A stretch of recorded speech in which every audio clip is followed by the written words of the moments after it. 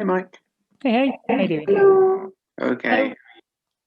Good stuff. What have you been up to? Good weekend? Yeah, we had a long weekend off work, Oh, nice. so it's been nice and chilled. Yeah, what have you been up to? Mostly, until we found out that our freezer back at home is packed in, so we Oh, had no. to hurriedly bring all the stuff here. Oh, goodness. Okay. How big of a Good. trip was that then? Sorry? How big of a trip was that How big? to get home and bring it all back? Oh, it's like it's just shy of half an hour there, half an hour back. It's not too bad. Okay. How about you? Oh, What have you been up to? all good. Yeah, all good. What have I been up to? So, Bubble friend came to visit yesterday. That was nice. Nice. Teas and cakes and plays in VR, playing table tennis and stuff. That was good. Table tennis. Yeah, it's really good fun. It's like so unbelievably realistic, which is kind of what you'd expect, but it's the difference between someone telling you and you actually seeing it for yourself. It's like, it's amazing. Oh, it's virtual table tennis. Yeah. I'm gonna say. Yeah. Nice, that's been fun. Yeah, then what else? Poetry time last night. That was nice. Oh, watched the rugby with my dad. The England-Italy game. Yeah, I've got no real interest in rugby, to be honest, but it's just nice to watch something with him. So he was in his home, and we both had an Alexa going. Right. It's quite nice. Yeah. Very good. It's good. Yeah. Yeah. Katie made some jam today, which got her very excited. Oh, that's sweet. Yeah. Did you have a whole kitchen full of jam jars then? Yeah. Well, not quite, but. Yeah, that's good. Because wasn't it too long ago one of you made like marmalade or jam or something? I mean, Katie fairly regularly makes jam. It's one of her favourite things to do. So. Oh, that's nice. Probably. Yeah. That's great. Yeah, just had a bit of a chat with someone over in Freiburg just now. That was nice to see how they're doing. Yeah. She showed me some photos of a waterfall there that had frozen. It just looked amazing. Wow. Yeah. All kind of loads of stalactites hanging down. Yeah. I still think it's insane that waterfalls can freeze. Yeah, you just wouldn't think it'd happen. Oh. So are you back in your own house now then? Nope, we're still at Katie's parents'. I see. Yeah. We keep popping back every week or so. Yeah. Yeah, we'll go back sometime soon, probably when the lockdown ends. But yeah. It's fine for now. Yeah. So my mum's just had her invite to have her first vaccine. Oh, great! Like 21st of Feb or something. So yeah, it's all happening. How old's your mum? Oh goodness, 60 something. Right. Okay. Yeah. Yeah, my parents are in their 60s, so I'm hoping that they get there sometime soon. Yeah.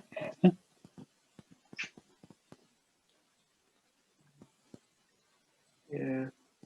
I think Katie's grandparents both had theirs, and their parents have both had theirs too, but that's because they're doctors. So. Okay. Hi, Ivan. Hey.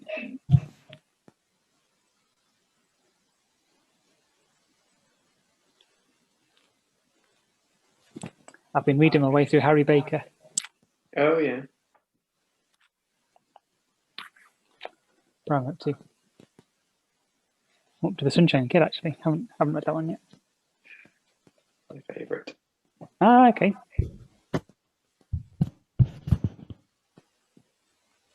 You suit your lockdown haircut, Mike. Oh, thank you. Very kind. Thanks. Yeah, it seems to just look okay. A bit like Jonathan's hair, one of my sons. Everything he does, it just looks fine on him. Hey, so Frankie, what virtual room are you in then, Ivan, tonight? It's one of the pictures I found on the internet. Okay. Looks pretty realistic, though. Yeah. Hey, Frankie. Hi, Sweet Pea. How you doing? Oh, good. Thank you very much. How are you? Hey, Bina. Hi, Bina. I'm very good. Yay! What fabulous things happened this weekend with you? Oh, what fabulous things happened this weekend. I had a really nice time and now it's all gone, you know? I think we ate some nice food. We went to the Botanic Gardens. It was very cold and snowy. What we mostly saw was snow, but there were also trees, and there was a giant inflatable monkey on the side of a building. It was huge. It was like a huge golden inflatable monkey. Did it get you? Cool. Did it get you? It got you. Oh. I don't want to talk about it. Understandable. But so that was nice, and then ate food. More food eating. Had some. The Botanics is lovely. It's really sweet around there. It was very, very nice, and also I think it will be even nicer to hopefully go back sometime when it's like warmer weather and there are more flowers out and things like that. But it was a lovely trip out. We went on a bus. I haven't been on a bit scary? Bus for a year. It was really nice. I really enjoyed it. We sat on the top level, and there was like nobody else on the bus really, and I was like, it was quite exciting driving. You're in private bus. Yeah, seeing places beyond the places that I normally see. Wild. It's wild. And then hung out with Zach yesterday for our anniversary, which was lovely. That's... and now here I am talking to you folks, and it's now, and we're up to date. How are you all? What have you all been up to this weekend? Been good. I have my bubble friend came over yesterday. We had tea and cakes and cuddles and playing things. And it was nice. It was really good. Yeah. That's so lovely. Yeah. That's so wholesome. Hey, Zach. Hello. Who else have we got? Hi, Pina. Hi, Jonathan. Secret Jonathan. Secret Martin is doing the washing up. Thank you, Martin. How was your weekend? Hello, Frankie. Hi, Sweet Pea. I'm out walking, so I'll remain secret and in video. We'll just imagine your beard looking good. Yeah, I don't think you can actually see me even if I turn the camera on. Yeah, some street lights, and that's about it, I think. Oh wow, your beard is so mysterious tonight. I'm walking across Lisa's, the town where I'm walking across. So yeah, it's pretty dark. So yeah. Very nice. Hi, Andrada. Ooh, Andrada's got a spoonful of something. Is it Biscoff? Is it? No, it's roast harissa that I'm going to put on bread to eat with the rest of this thing. Oh, Zach, are you hearing this? Yeah. Oh God. Roast harissa. Did a person called Holly just join and then leave again? I think so. I think that they have been along a couple of times and I don't know who they are. Am I being stupid and it's somebody that I am aware of who they are and they are joining from somebody else's name? Don't know. Well, Holly, if you come back or if you ever rewatch this, hello. Hello, it's nice to have you along. Hi, Carmen. Hi, Carmen. How are you? I feel like I haven't heard from you and updated with you in maybe 16 years.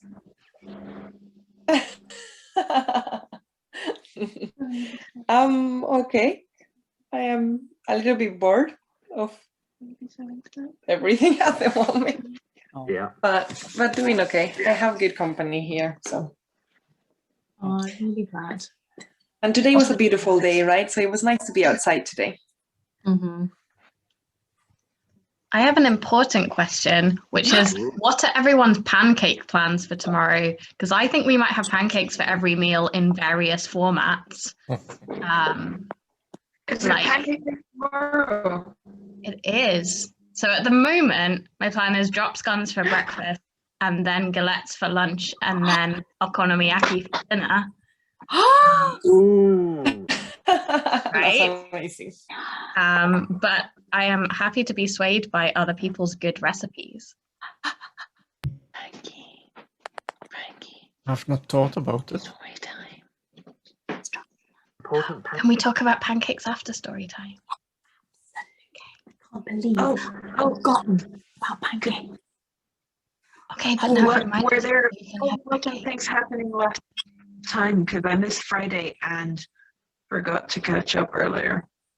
Oh, okay. What happened on? Can anyone remember what happened on Friday?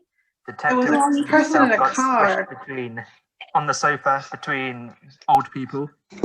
Oh yeah. Tea and cake. DCI Hudson went round to Cooper's Chase. Oh, what was that? Whispering to me. What? I heard Katie's distinctive whisper, and I've now like developed a like instinctive response to that to be like, what is it?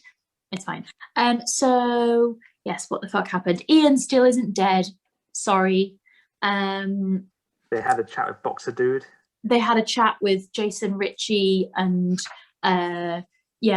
Chris and Donna were like, what's going on with you, my old son? And he was like, I don't know. I don't recognize. I've never heard of Tony Curran. I don't know Bobby Tanner. I don't know what money is. I've never been in a pub. But I don't think they really believe him. Oh God, it feels like Friday feels like forever. At the end, there was a clue about, I listened to it 2 hours ago. There was a clue about one of the other old people spotted Ian's car driving away from the farm up the road at 3 p.m., which was very important.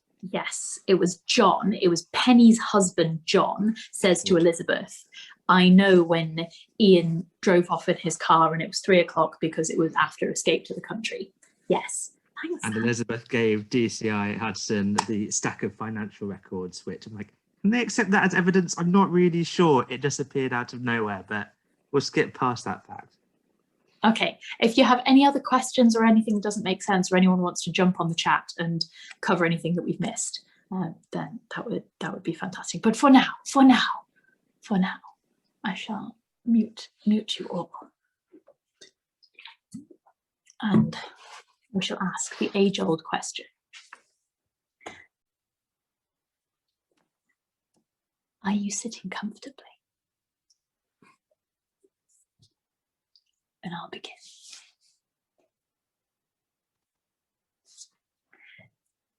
"34. Donna is getting ready to go out when her phone pings. A message from Elizabeth. She only left her a few hours ago. It will be trouble for sure, but she likes seeing the name pop up. What time was Tony Curran killed? Well, that was short and to the point. Donna smiles and composes a reply. Maybe ask how I am, share a bit of gossip before asking me for a favour, and sign off with a kiss. Soften me up a bit. Donna sees the speech bubble, showing that Elizabeth is replying. She is taking her time, so what will it be? A lecture?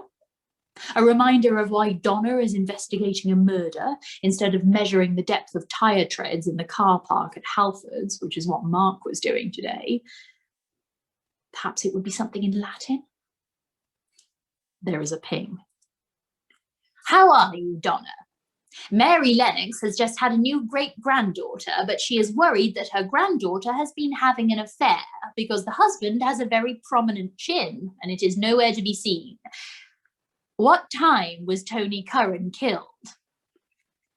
Kiss. Donna is choosing between lipsticks.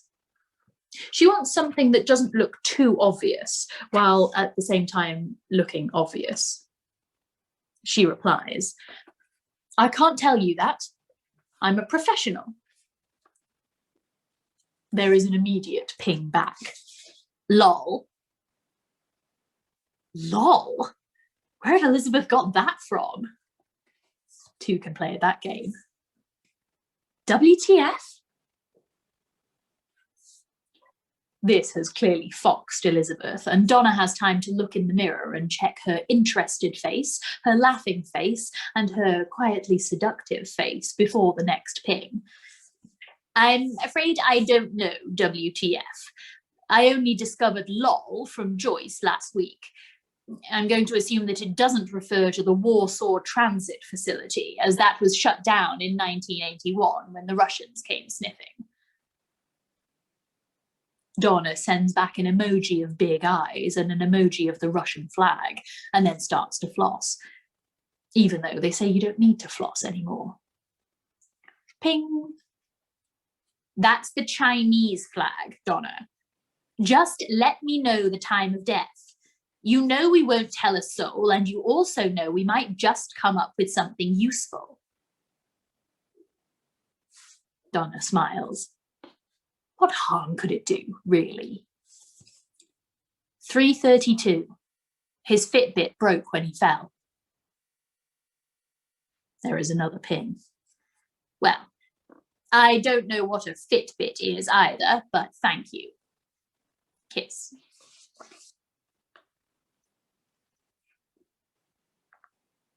.35. Joyce. The police came over today, and at first I had to feel sorry for DCI Hudson, but I think he rather enjoyed himself by the end. Anyway, Elizabeth gave him and Donna the file, so we'll see what they make of it. Joanna's name is not on the file anywhere, which Elizabeth reassures me helps with plausible deniability, just in case anything we're doing is against the law, which I assume it is. I asked Elizabeth to repeat the phrase plausible deniability, and I wrote it down. She asked me why I was writing it down, and I said it was because I'm writing a diary, and she rolled her eyes.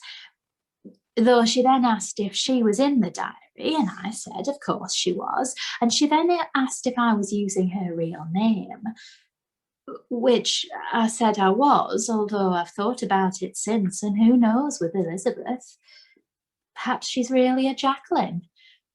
We tend to accept what people tell us they're called, no questions asked. But I've been thinking, you must think I'm murder obsessed. It's all I've written about since I started this diary. So perhaps I should tell you some other things. But let's talk about a few things that aren't murder. What can I tell you? When I was putting the Hoover round after the police had gone, Elizabeth said she thought I would get on with a Dyson. But I said I didn't think so, not at my age. But perhaps I should take the plunge. And after the hoovering, we had a glass of wine. It was a screw top, but you don't notice these days, do you? It's just as good. When Elizabeth went home, I asked her to give my love to Stephen, and she said she would. Then I said they should both come to dinner one night, and she said that would be lovely.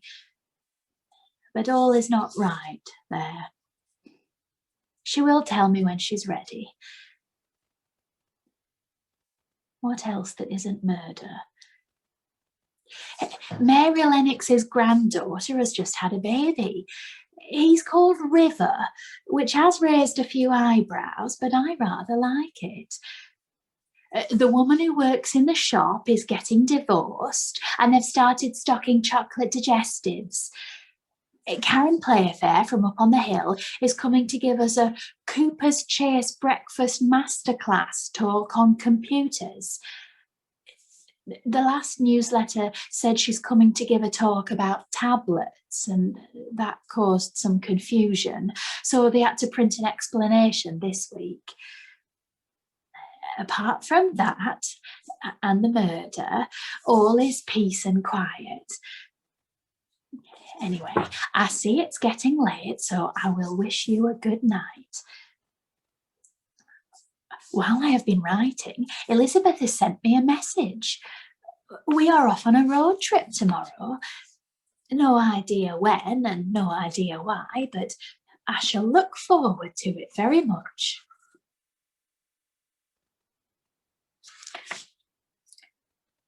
"36.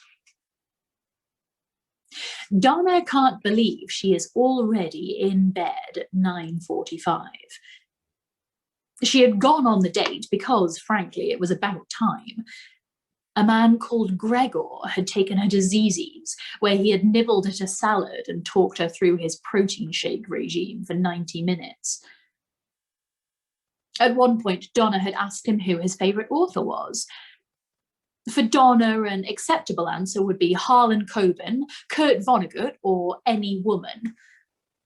Gregor had sagely replied that he didn't believe in books, and that you only learn in this life through having experiences and keeping your mind open.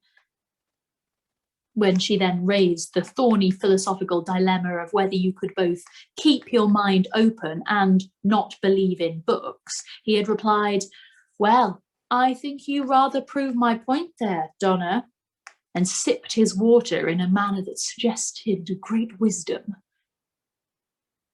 Close to tears through boredom, Donna had wondered where Carl was this evening. Donna has recently taken to scrolling through the Instagram feed of her ex-boyfriend and the Instagram feed of his new girlfriend, who appeared to be called Toyota. It has become such a habit now, she will sort of miss it when Carl and Toyota split up. Which they will, because Carl is an idiot and he's not going to keep a hold of a girlfriend with eyebrows that great. Does Donna still love Carl? No. Did she ever, if she's being honest about it? Probably not, now she's had time to think about it. Does she still feel belittled by his rejection? Yes, that's showing no signs of going away. It's sitting like a stone just under her heart.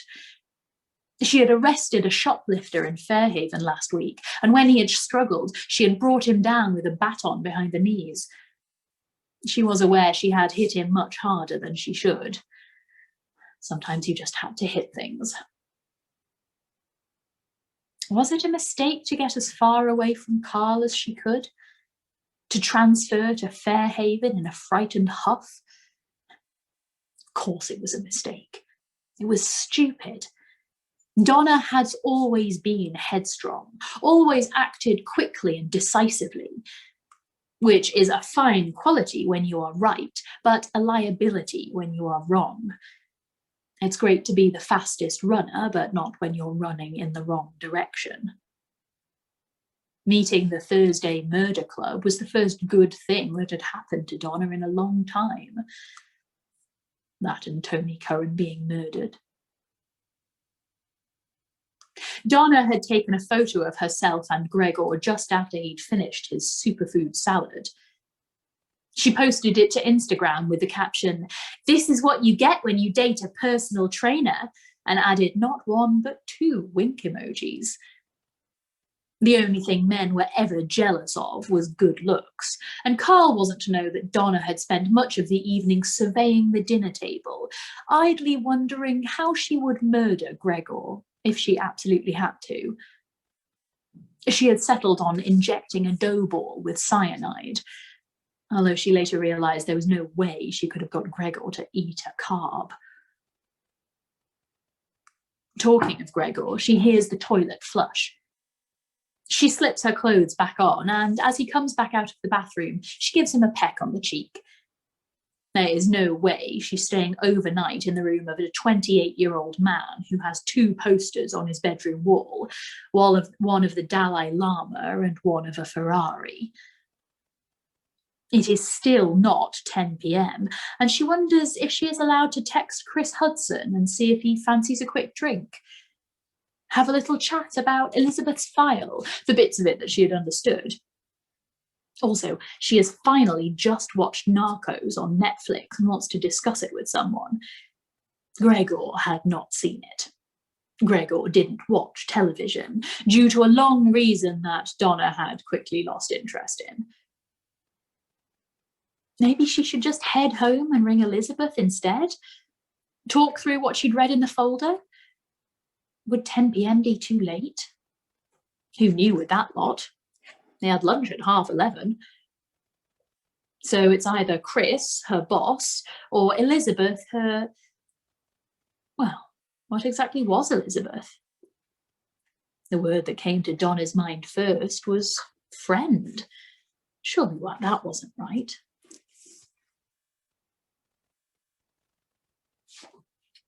"37. Not too late at all, PC de Freitas," says Elizabeth, nearly dropping the phone receiver in the darkness and blindly struggling to switch on the bedside light. "I was just watching a Morse."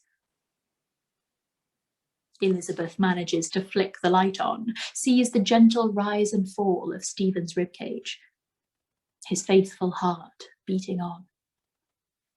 "And why are you up at this hour, Donna?" Donna sneaks a look at her watch.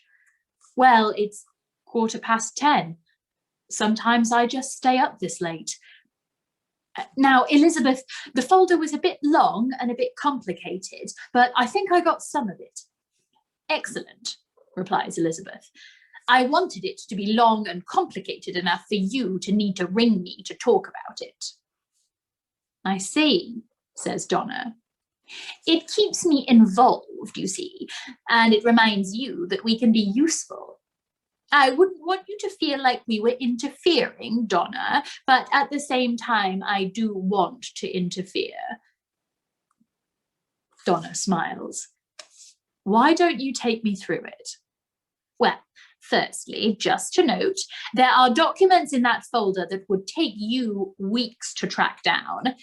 You'd need warrants and all sorts. Ventham wouldn't let you anywhere near some of them. So, I'm not blowing my own trumpet, but even so, feel free to let me know how you got hold of them. Ron found them in a skip.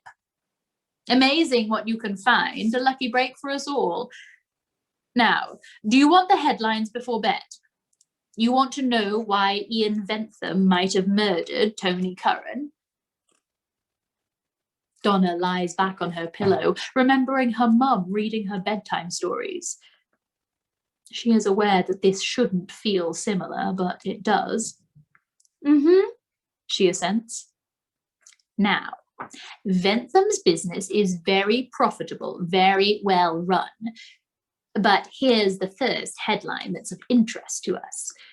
We discover that Tony Curran owns 25% of Cooper's Chase." "I see," says Donna. "But then we discover that Curran is not a partner in the new company Ventham is using for the Woodlands. The new development. Okay. And there is an appendix in your folder, 4C, I think. The Woodlands was due to be exactly the same size as the rest of Cooper's Chase, 75% Ian Ventham, 25% Tony Curran, until Ventham changed his mind and cut Curran out entirely. Now you know what question to ask next. When did Ventham change his mind? Precisely. Well, Ventham signed the papers to cut Curran out of the deal the day before the consultation meeting, which was, of course, the day before their mysterious row and the day before someone murdered Tony Curran. So Curran misses out on the Woodlands, says Donna. What would that have cost him? Millions, says Elizabeth. There are huge projections in the folder. Curran would have been counting on an enormous payday before Ventham cut him out of the deal. That's the news he received from Ian Ventham the day he was murdered. Certainly enough for him to threaten Ventham. Is that your thinking? Asks Donna. So Curran threatens Ventham. Ventham gets scared and kills Curran? Gets his retaliation in first? Exactly. And it would get even worse after the next phase of the development, Hillcrest. That's what our expert says. Hillcrest, says Donna.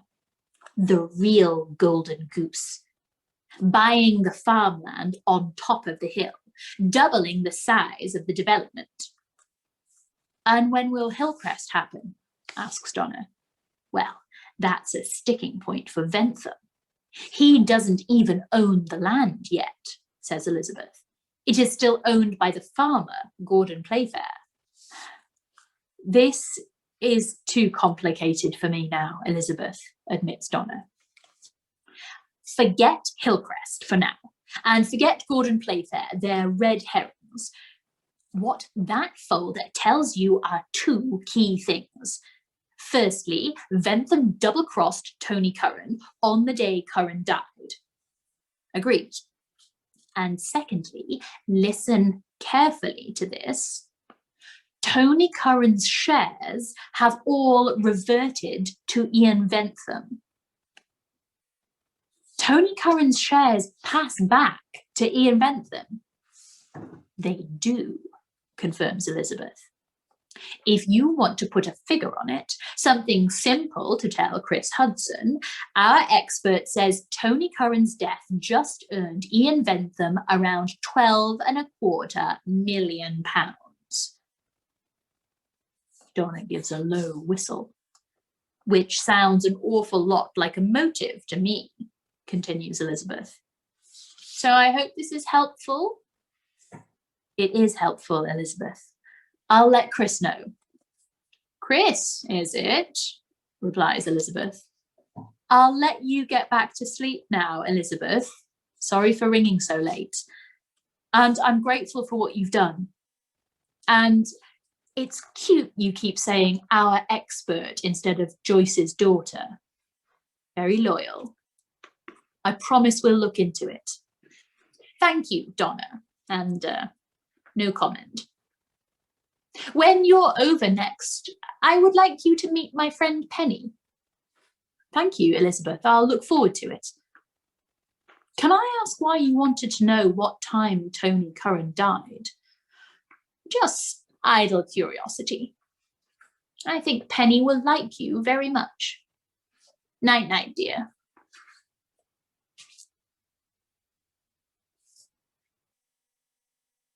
"38. The morning sun is rising in the Kent sky. Ibrahim, if you keep driving at 29 miles per hour, this whole exercise will be moot, says Elizabeth, her fingers drumming on the glove box. And if I crash on a sharp bend, the exercise will also be moot, says Ibrahim, eyes fixed on the road and intending to remain steadfast. Would anyone like a mini cheddar? Asks Joyce. Ibrahim was tempted, but he liked to have both hands on the wheel at all times. 10 and 2. Ron was the only one of them who had a car, but there had still been an argument about who was going to drive. Joyce hadn't held a license for 30 years and so was out immediately. Ron had put up a token fight, but Ibrahim knew he had lost his confidence on right-hand turns and would be secretly delighted to be voted down. Elizabeth put up more spirited opposition, mentioning that she still held a fully valid tank license. She really could play fast and loose with the Official Secrets Act at times. But in the end, it all came down to this. Ibrahim was the only one who understood how the sat-nav worked. It had been Elizabeth's idea. He was happy to grant her that. They knew, somehow, that Ian Ventham had left Cooper's Chase at exactly 3 p.m, and they knew that Tony Curran had been murdered at 3:32. Ibrahim had to explain to everyone what a Fitbit was. And so here they were, timing the journey in Ron's Daihatsu. Ibrahim knew they could have just plotted the journey on the sat-nav, but he also knew no one else realised that. and he had fancied the drive. It had been a long time. So Ibrahim is behind the wheel. Joyce and Ron are happily sharing their mini cheddars on the back seat. Elizabeth has stopped drumming her fingers and is now texting someone on her phone, and everyone had been to the toilet before they left, as per his instructions. Could Ian Bentham have made it from Cooper's Chase to Tony Curran's house in time to kill him? If he couldn't, then they were barking up the wrong tree. They were about to find out.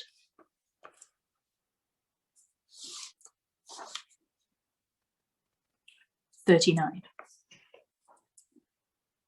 Okay, folks, I'll show you mine if you show me yours."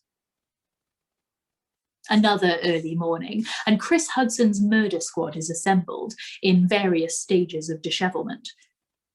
Chris has brought in Krispy Kremes from the garage, and they are doing brisk business. Chris goes through what he discovered from the Thursday Murder Club and what Donna had told him about the file after she'd buzzed on his door at 11 p.m. They talked it over and over and then watched the first episode of Narcos Season 2 with a bottle of red. Donna had invited herself over, and Chris had wondered if this is just what constables were like in London these days. You had to hand it to her. She knew how to make a quick impression. Ian Bentham, Tony Curran's business partner, broke some bad news to Curran less than 2 hours before the murder. He was cutting him out of a development that would extend Cooper's Chase, a retirement village out near Robertsbridge. This would have cost Curran a lot of money, and his death has made Bentham even more money, over 12 million. The two men were seen having an argument shortly before Curran returned home. Did he threaten Bentham? Did Bentham decide it was better to be safe than sorry and send someone round? We know that Curran was killed at 3:32 last Tuesday, but when did Bentham leave Cooper's Chase that day?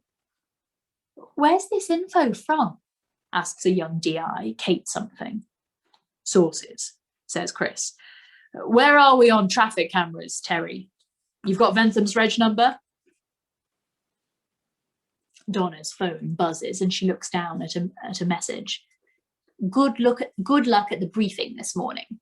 Love, Elizabeth. Kiss." Donna shakes her head.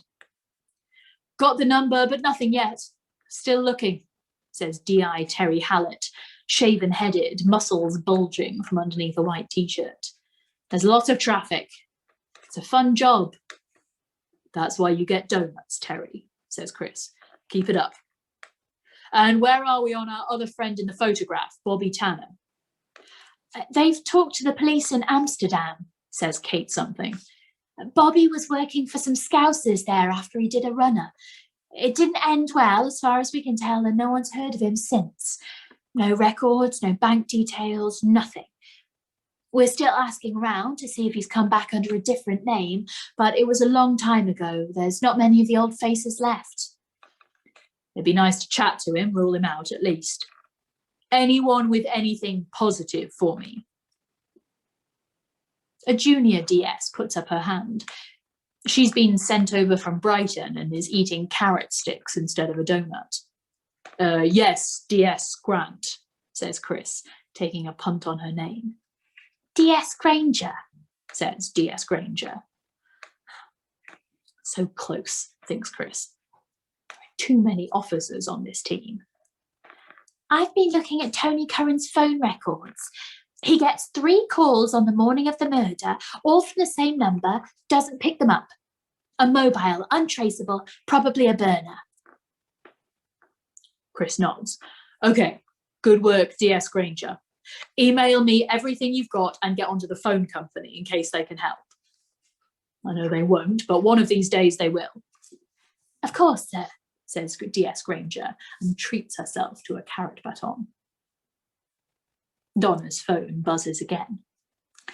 "We are having a little Thursday Murder Club road trip, in case there was anything you wanted to pass on." "Okay, gang, let's get back to it. Terry, anything from the traffic cams, let me know straight away. Kate, can I team you up with DS Granger and see what you can learn about the phone calls? And keep tracing Bobby Tanner, wherever he is, alive or dead. Someone must know. Anyone who feels they've got nothing to do, come and knock at my door and I'll find something boring for you. One way or another, let's get Bentham. There is a final buzz on Donna's phone. P.S. My sources saw Chris buying donuts this morning. You lucky thing. Also, Joyce says hello. Kiss, kiss.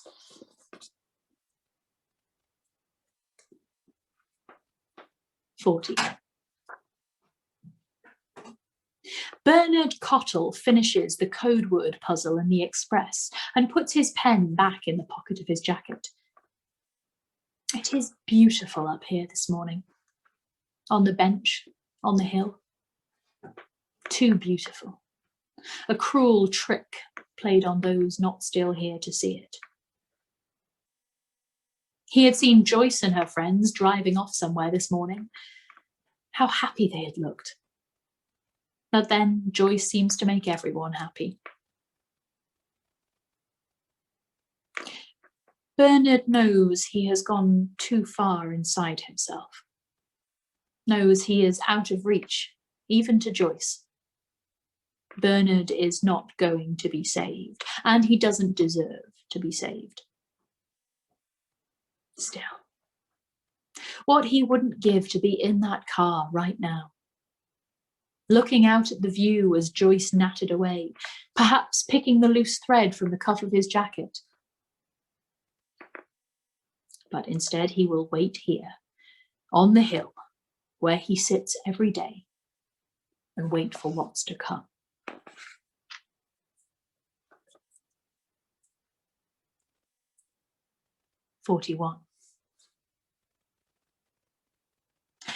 Ibrahim had wanted to drive the Daihatsu right up to Tony Curran's front gate, just for the purposes of absolute accuracy. Elizabeth had told him that this was poor fieldcraft, however, and so they are now in the lay-by, about 300 metres from Tony Curran's house. It will do, he supposes.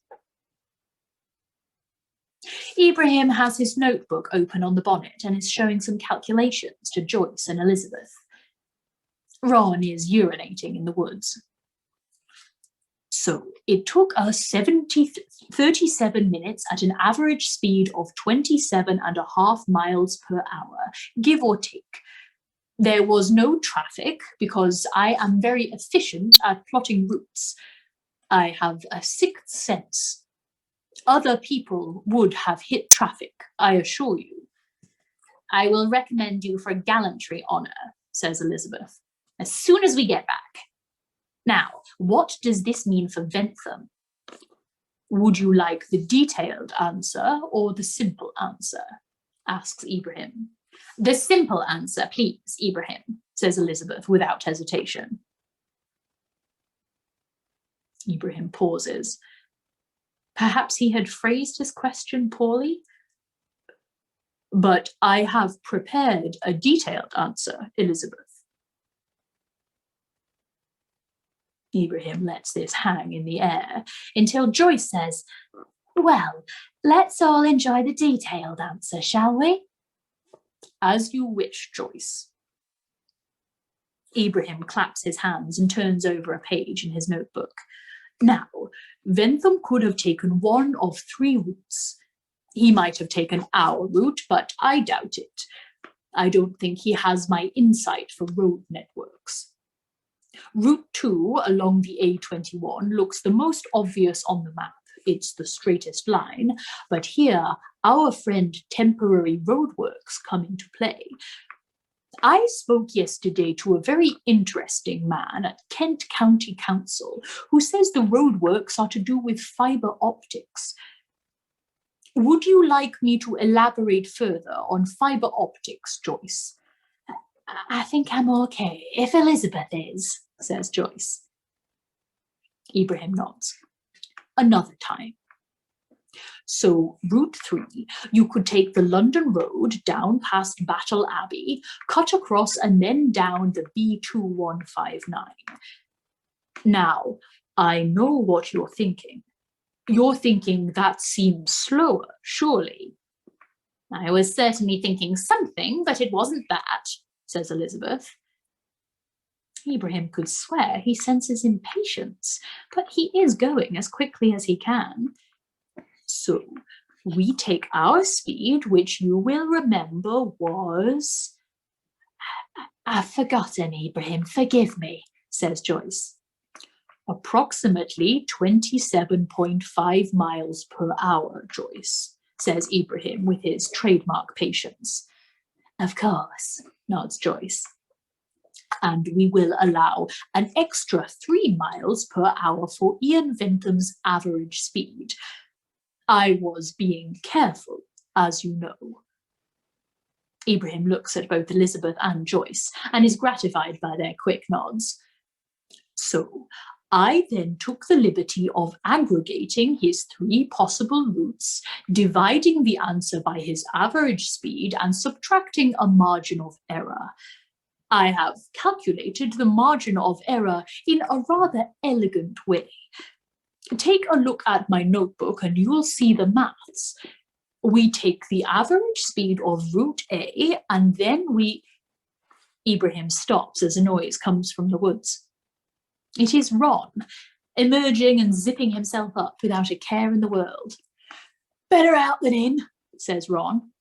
Ron, says Elizabeth, as if greeting her oldest friend in the world. We were about to enjoy Ibrahim showing us some maths, but I imagine you'd have little patience with that. No maths, Ibrahim, old son, says Ron. Could Ventham have got here on time? Well, I can show. Ron waves this away. Ibrahim, I'm 75, mate. Could he have done it? 42. Ian Ventham is on his treadmill, listening to the audiobook of Richard Branson's Screw It, Let's Do It, Lessons in Life and Business. Ian doesn't agree with Branson's politics, far from it, but you have to admire the guy. Admire what he's achieved. One day Ian will write a book. He just needs a title that rhymes and then he'll get to work. As Ian runs, he is thinking about the graveyard and he's thinking about Father Mackey. He wouldn't want anything to get out of hand there. In the good old days, he could have sent Tony Curran round to have a quiet word with him. But Tony's gone, and Ian is not going to dwell on that any more than Richard Branson would. Branson would move on, and so will Ian. The diggers are due to start in a week. Get the graveyard done first. That's the tough bit, like eating your vegetables. Everything else will be a breeze. The diggers are ready to go, the permits are signed off, Bogdan's lined up a couple of drivers. In fact, thinks Ian, in fact, what is he waiting for? What would Branson do? What would the one guy he likes on Dragon's Den do? They get on with it. Screw it, let's do it. Ian switches off the audiobook and, without breaking stride, rings Bogdan. 43. Joyce. So, could Ian Ventham have killed Tony Curran? That was today's big question. Well, according to Ibrahim, and I do trust him in the area of attention to detail, Ian Ventham would have been cutting it very fine, but it would have been possible. If he had left Cooper's Chase at 3 p.m, he would have arrived at Tony Curran's house, big and a bit tacky, but still nice, at 3:29. That would have given him 2 minutes to get out of his car, get into the house, and hit Tony Curran with a large object. So, Ron said that if Ian Ventham had killed Tony Curran, then he'd done it very quickly. And Elizabeth had said that that was always the best way to kill someone and that there was never any point faffing around. I asked Ibrahim if he was certain of the timings, and he told me that of course he was, and that he had tried to show me his workings, but that he'd been interrupted by Ron returning from urinating. I told him that was a shame, and he perked up a bit and suggested that perhaps he could show me the workings later. I told him that I would like that very much, because a white lie harms no one. So we had a lot of fun today, and it seems that Ian Bentham really could have killed Tony Curran. He had the motive and he had the opportunity, and I suppose where bludgeoning is concerned, the means is just something big and heavy, so that wouldn't be beyond him either. Lewis would have him banged to rights. What if they arrest Bentham, though, and the fun stops? Let's see what tomorrow brings. 44.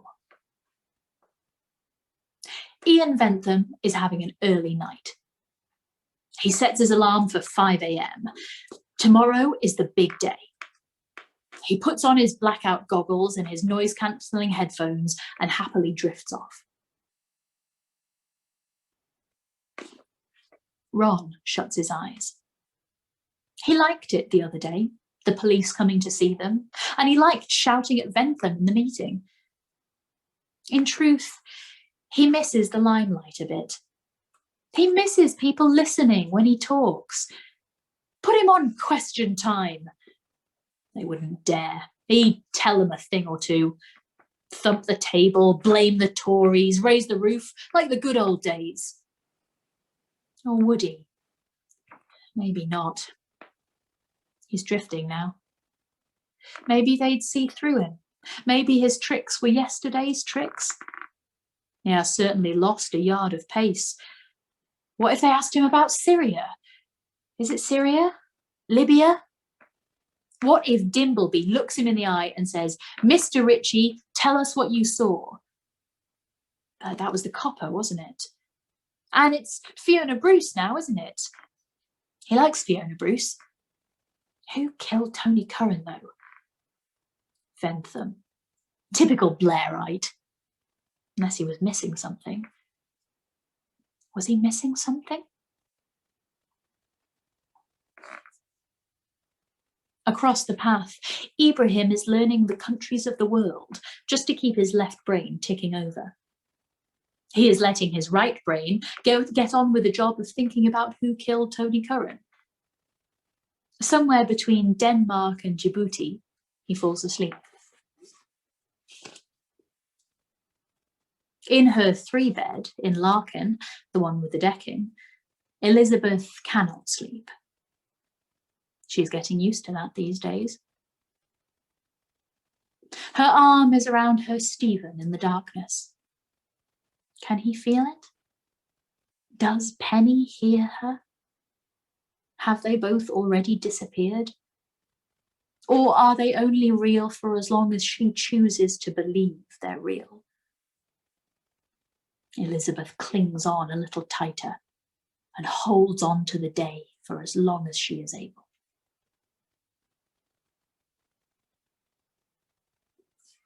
Bernard Cottle is online.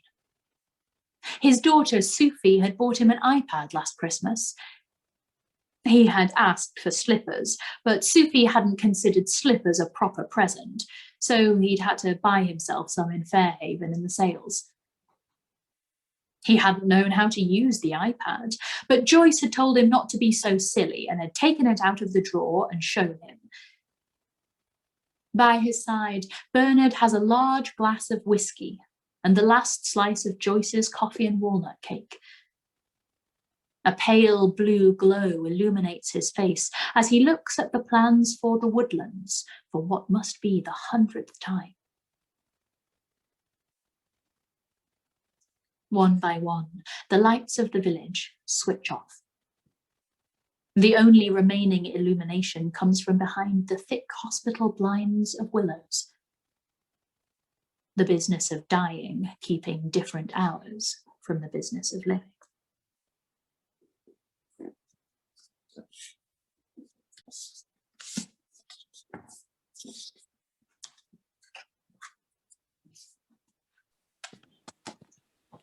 Exciting times.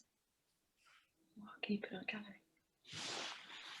Ooh. I've been trying to memorize Djibouti at night as well. You've been trying to memorize what? All of it. Zach, can you mute him? Mute him, Zach.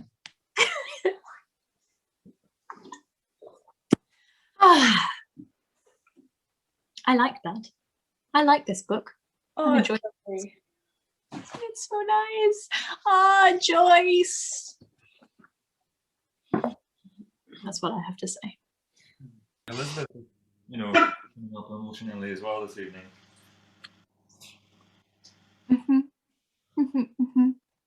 Bina. Pancakes. Is Bina still here? Yeah. Bina. I was just, does anyone have any pancake suggestions? What's the concept? Yes, I have pancake suggestions. Bear with me. I have been drinking. If I don't sound completely coherent, cheese. When you're making pancakes, like once you flip them over once, put cheese on the other side when you flip over the second time, on the cooked side, and grill the cheese into it as you cook them, and it's amazing. Nice. That does sound good. Pancakes. Cheesy goddamn pancakes. A few weeks ago, I had one of the most very gratifying experiences. I made pancakes for Martin, and they made him cry. Oh. Exposed. Because they were not because they were poison. You hadn't put a load of raw onions in or something. I do like putting raw onion in things. Also, if it's Lidl anywhere near you, they have like an entire section of just pancake toppings. I don't know. I was in one tonight. I was surprised at just how much there was. Oh, I'm starving now. Pancakes. Yay! Bina, I'm going to put stewed apple in my pancakes. That's my plan, and cinnamon.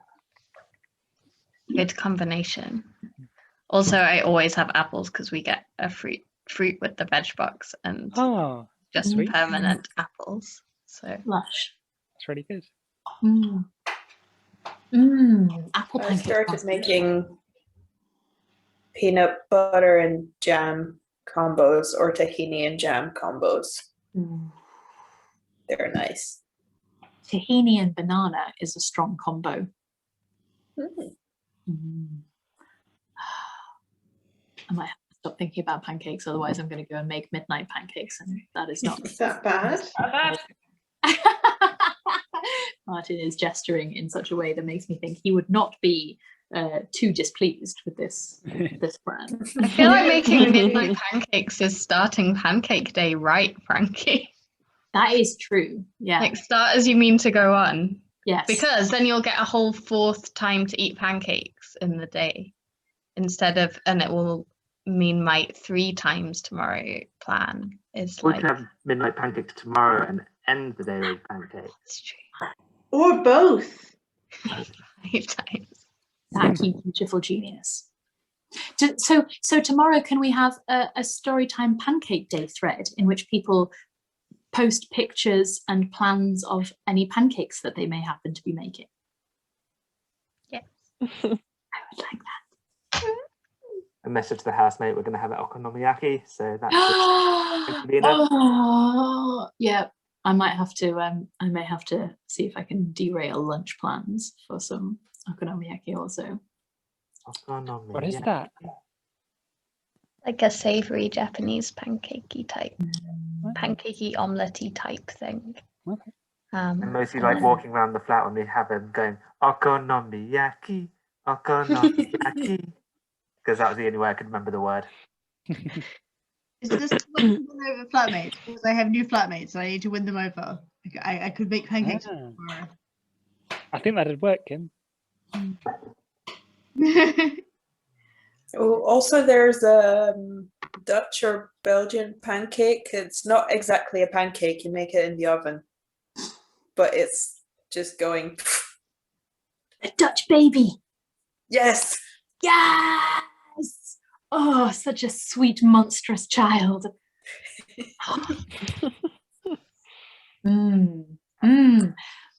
Yes. Okay, hold on. Right. Les enfants, we must say goodbye to the catch-up crew because I'm going to have to run away in the not too distant. Catch-up crew, catch-up crew. I hope that wherever you are, whenever you are listening to this, go and have some pancakes. Have some hecking pancakes. You will enjoy them and you deserve them. Good night. Good night, catch-up crew. Good night. Catch-up crew.